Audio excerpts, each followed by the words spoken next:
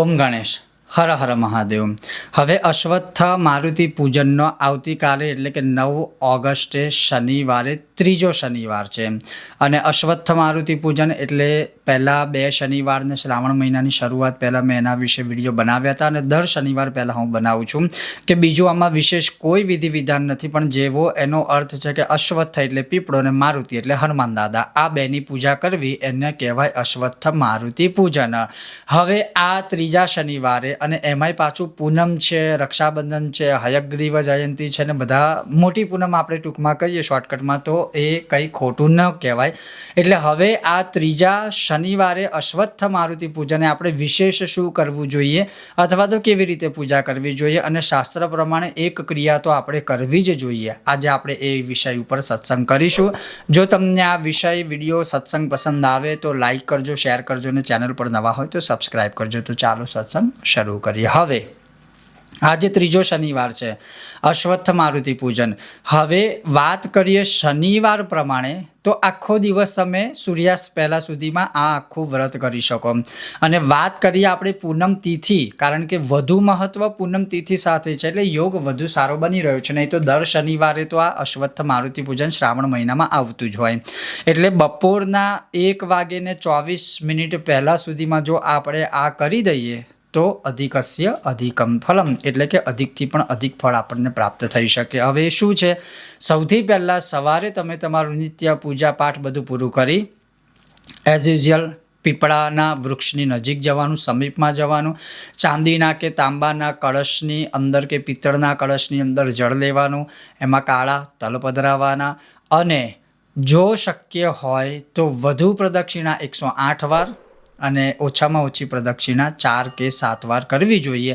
અને જ્યારે તમે એ પ્રદક્ષિણા કરો ત્યારે ઓમ અશ્વત્થાય નમઃ, ઓમ અશ્વત્થાય નમઃ આ સરળ અને સહજ મંત્ર બોલવાનો. અશ્વત્થની અંદર બધા જ ભગવાનનો નિવાસ છે અને પિતૃઓની કૃપા પ્રાપ્ત થાય. હવે આ જ્યારે પૂર્ણ થઈ ગયું પછી એ જ પીપળાની સન્મુખ નીચે બેસી 2 હાથ જોડી નમસ્કાર કરો. તમે તમારા પિતરોની ગતિ માટે એટલે કે પિતૃઓના મોક્ષ માટે, પિતૃદોષ નિવારણ માટે, ઘરમાં ક્લેશ કલહ આદિ નિવારણ માટે અને દરેક પ્રકારે ભગવાનની દેવી દેવતાઓ સહિત પિતૃઓની કૃપા પ્રાપ્તિ માટે પ્રાર્થના કરવાની. એ થઈ જાય પછી પીપળાના ઝાડની નીચે જ ધનલક્ષ્મી પ્રાપ્ત કરવી હોય તો તલના તેલનો દીવો કરવાનો અને શત્રુ બાધા બંધનમાંથી મુક્ત થવું હોય તો સરસવના તેલનો દીવો કરવાનો, શનિની પીડામાંથી પણ મુક્ત થવું હોય તો સરસવના તેલનો દીવો કરવાનો. એ થઈ ગયું.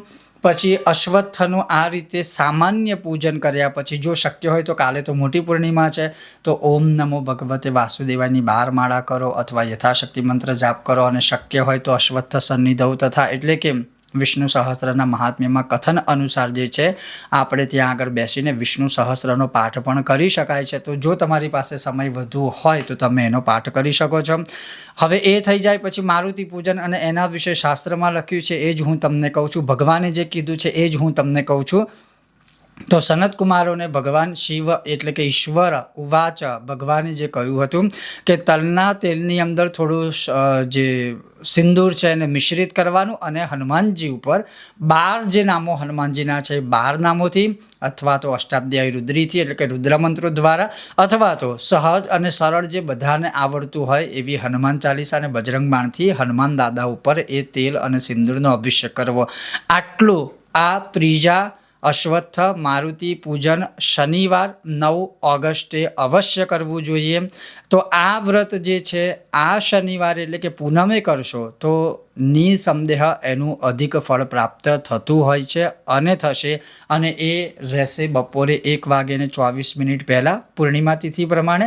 બાકી આખો દિવસ તમે ગમે તે સમયે આ વ્રત કરી શકો છો. આ તો આજનો સત્સંગ વિષય વિડીયો. જો તમને આ વિષય વિડીયો સત્સંગ પસંદ આવ્યો હોય તો લાઈક કરજો, શેર કરજો અને ચેનલ પર નવા હોય તો સબસ્ક્રાઈબ અવશ્ય કરજો. ખૂબ જ જલ્દી પાછા મળીશું નવા વિષય વિડીયો સાથે. ત્યાં સુધી તમે જોતા રહો. ચાલો સત્સંગ કરીએ મારી સાથે. ઓમ ગણેશ હર હર મહાદેવ.